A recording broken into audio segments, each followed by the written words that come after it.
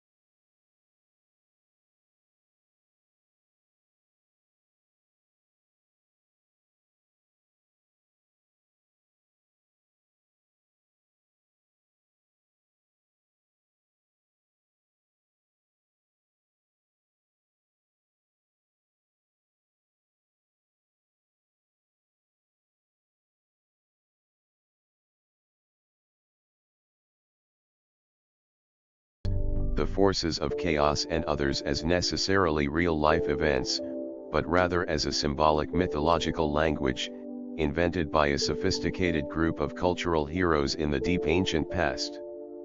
This language was used to transfer the knowledge of this advanced culture to more primitive groups, and so was preserved and transmitted through time.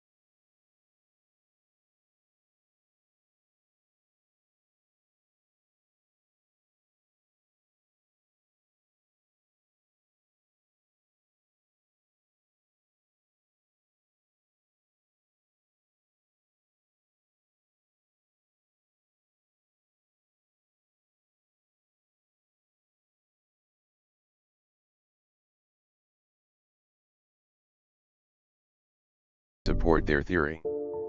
Hamlet's mill challenged the conventional understanding of ancient myths and folklore. It suggested that these stories were not merely products of cultural imagination but encoded knowledge about the precession of the equinoxes and other astronomical phenomena. This idea influenced the study of comparative mythology and led to discussions about the possibility of a global or common astronomical and cosmological tradition. The book has influenced a wide range of authors, scholars, and thinkers across various disciplines due to its provocative ideas about the connection between ancient myths, astronomy, and cosmology. Some of the authors whose works are heavily influenced by Hamlet's mill are, for example, Graham Hancock, Randall Carlson, and John Anthony West. The audiobook version